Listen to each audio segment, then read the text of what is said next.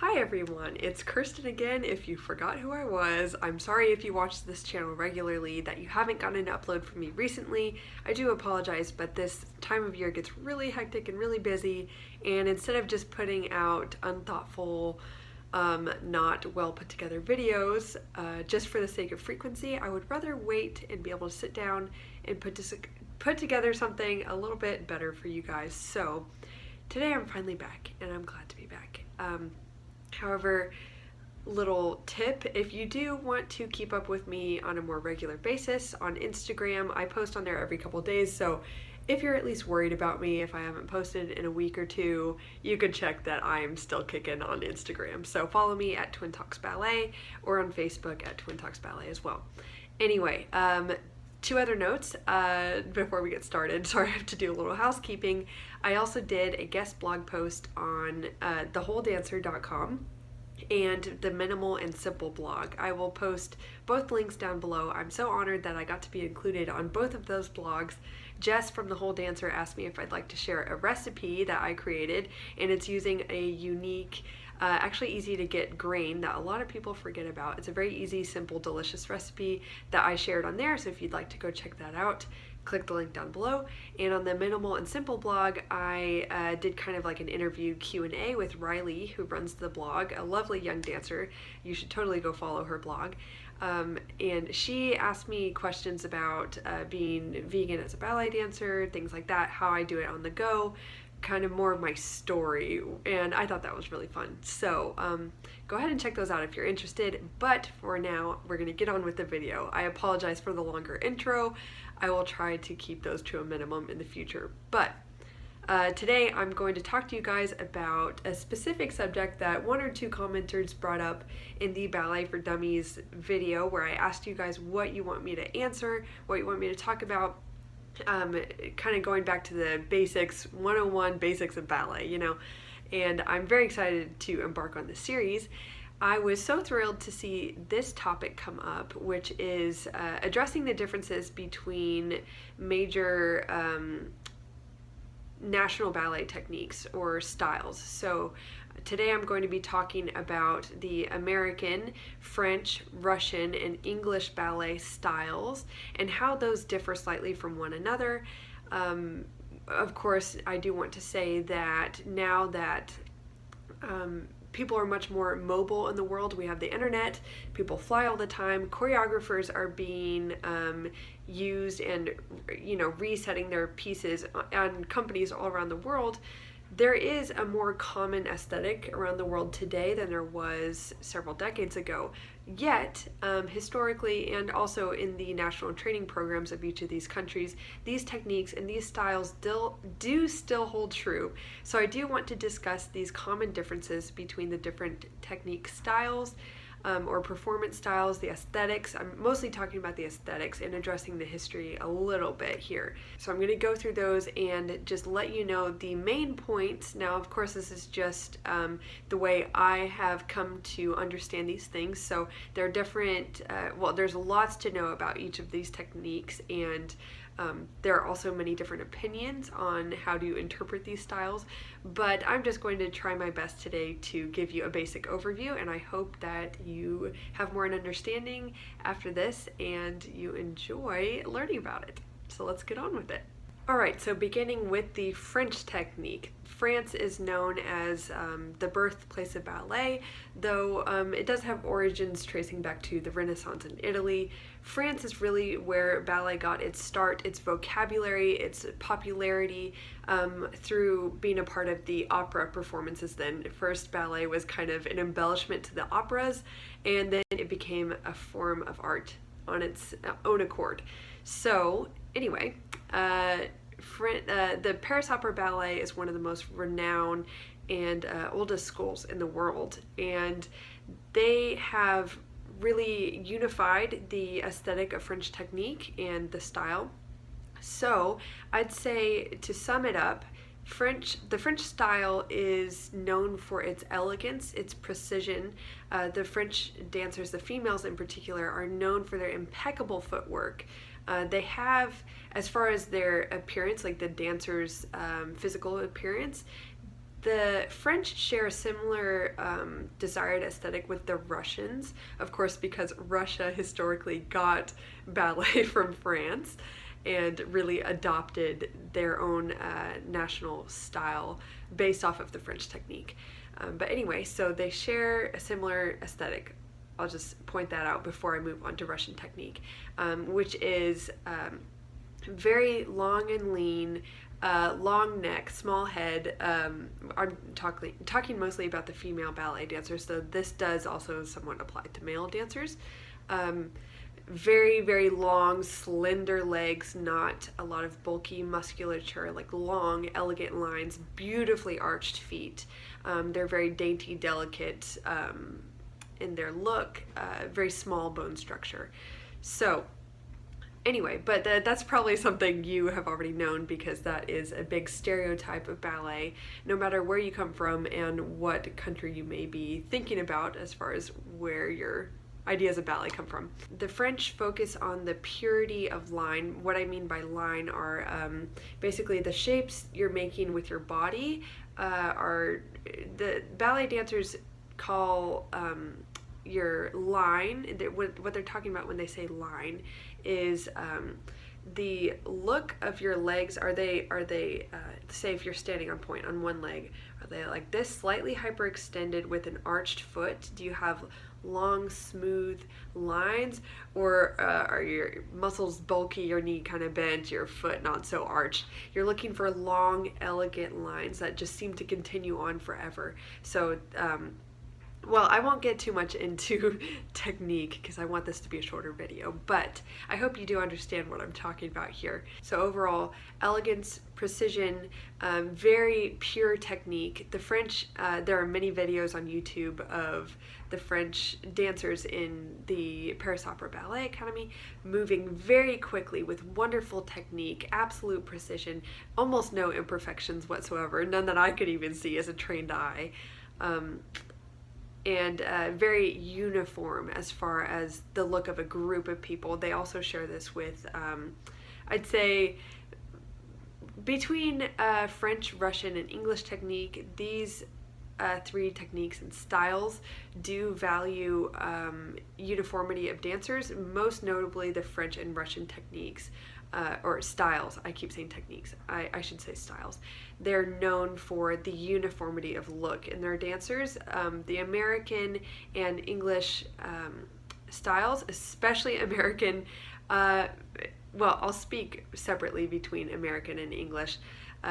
English, they value a little bit more diversity in the aesthetic of their dancers, but they still have a very uniform way of training. Now in America, usually the approach to ballet is a bit more casual. We don't have as many, well, before the American Ballet Theater, one of the most renowned companies, developed the National Training Curriculum, so ABT's National Training Curriculum, where it's basically a school or a training curriculum for teachers to become certified through their program, and they teach a way of training their dancers to be very stylistically neutral, which they believe leads to the ability to be versatile as they progress in their professional careers. So I'd say in that way, I'd say the national training curriculum that is growing in popularity in America does relate to the way that the English train. But anyway, I'll leave the topic on America for last, because in my perception they are the most interesting and complicated, and you know, in essence the most, of course, American, valuing individuality and uniqueness. So I will now move on to the Russian technique. The Russian technique, I'm also going to kind of jump back and forth some. I hope you guys don't mind, but I like to make parallels between the different styles whenever possible to aid in your understanding. So the Russian style begins with dancers traditionally being chosen at the age of 10 to 12, I believe. This is similar in France. They're chosen out of huge amounts of children that are auditioning to be a part of the big national schools there that are very hard to get into. They're chosen for their natural facility, so their physique, basically. They're chosen by their aptitude and perceived potential to be able to look like a Russian or French ballerina one day. So they're chosen for their body type, essentially, and then they go through years and years of rigorous training and testing. So the French and the Russian styles of training, they do share that similarity, though Russia is known for being much more strict and uniform. So the Russians are known for their beautiful adagio-like qualities, or even I'd say more than adagio, I'd say they almost have a more acrobatic approach to ballet. The bigger the better, the higher the leg, the higher the jump. They kind of live in the extremes. So though the dancers look very elegant, dainty, all ballet dancers are extremely strong, but the Russian dancers are known for their extreme flexibility, their very high jumps. They are known for pulling out the tricks, really. So where the English might value a nice, clean, conservative arabesque, with the dancers on point, their leg goes out behind them at a level that is parallel with the floor. The Russians want to get it up as high as possible. So it's definitely more extreme in the approach. With all of these examples, I will try to find video examples and place links down below of each style. I'll try to find something that's somewhat stereotypical so you can try to see the differences for yourself. But above all other national styles, I'd say the Russians definitely value uniformity amongst their dancers. So anyway, I think that one is pretty easy to see in the video clips, so I will now move on to describing the English technique. The English also developed, similar to what I was talking about with the national training program or curriculum in America, there are historically based, very old established techniques known as the Cecchetti method and RAD, which is the Royal Academy of Dance curriculum. So they I'd say stylistically, as far as technique goes to, the British value strength, technique without any sort of excess movement or affectations in the style. Very clean, pure, strong dancers. One description I saw that I liked is that the technique and style, they are free of exaggeration and excess mannerisms. So they also believe that this is a basic style that you need to train in so that when you're doing different ballets, you can build upon that basic technique without any affectations, and you're able to be more versatile in the styles that you can kind of diverge into when you perform. So when I watch English ballet dancers, I notice instantly their posture, their extreme control of their core. There are no wobbles. Maybe they're not as extreme as, or they're definitely not as extreme typically as Russian ballet dancers as far as valuing, getting their leg up over a nice clean balance and a clean finish, or every little step values cleanliness and clarity. So I'd say they're definitely more of a technique-based style rather than valuing more of the tricks and things like that. Not that any of these dancers can't do the tricks, but you could just see what they value and what they focus on when watching them. So before this video gets to be too long, I will go ahead and move on to American technique, which was ironically most influenced by a Russian who developed this style of American ballet. And of course, I'm talking about George Balanchine. Most of you probably know about him. He's a Russian who came to America and began his own company and a school to feed into that company, where he trained the dancers to dance exactly how he wanted to choreograph on them. So From George Balanchine came this style that values freedom and movement, and just it exudes energy. I'd say energy and musicality and rhythm. So American ballet tends to be very exciting in nature. The performers are really giving it all they've got. They're very, maybe less precise with their arm movements, but they are more free with their port de bras, which is what they're doing with their upper body, their arms, their head. Not that American ballet dancers aren't elegant, but there is more of a focus on the energy, the performance, the excitement of the jumps, the crispness of the footwork. That's kind of a weird adjective, but I am a dancer and I hear things like that all the time, so it's hard to not reiterate that. It's very dynamic, and the dancers themselves tend to be very individual. Not that they can't be uniform, because ultimately in a corps de ballet, when there are lots of dancers dancing together, they need to be uniform to a certain extent, but the dancers themselves don't always have a unified aesthetic. Today in America, the dancers tend to look a little bit more athletic than maybe European dancers, who are trained classically, of course. Above all, I'd say American ballet, aside from what ABT is doing with their national training curriculum, where they are creating a technical basis that is very neutral in style. I'm talking about the obviously American style that is very characteristic of what people think of as, American ballet. I'm not talking about the exception of students that are trained in a very clean style. But American ballet is definitely epitomized by the New York City Ballet. Though there are many, many, many different companies in America that exhibit different styles.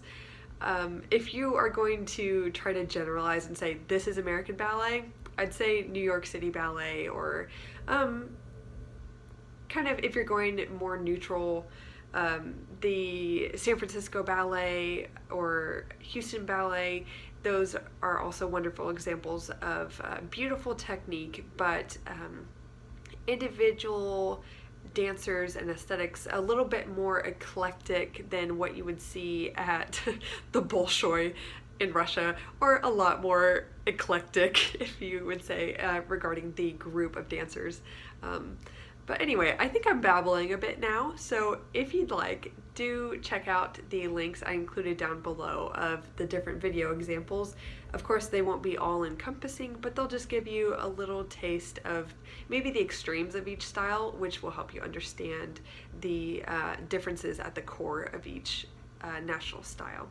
So I hope that you enjoyed this video and you didn't get lost in all my words and maybe all over the place explanations, but I really did enjoy making this and talking about it. And if you have any more questions you'd like me to address in this series, please do include them down below.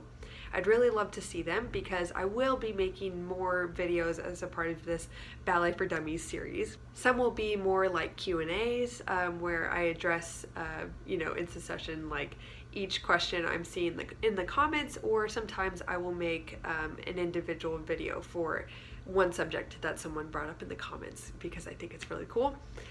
But anyway, I hope that you will subscribe if you haven't already, to follow this series, and also to be able to come back and see the other videos I've already posted on other topics. And do support me on Patreon if you're interested in supporting this channel to reach more people and spread more advice, positivity, information into the world about ballet. And I will see you soon. Bye, guys.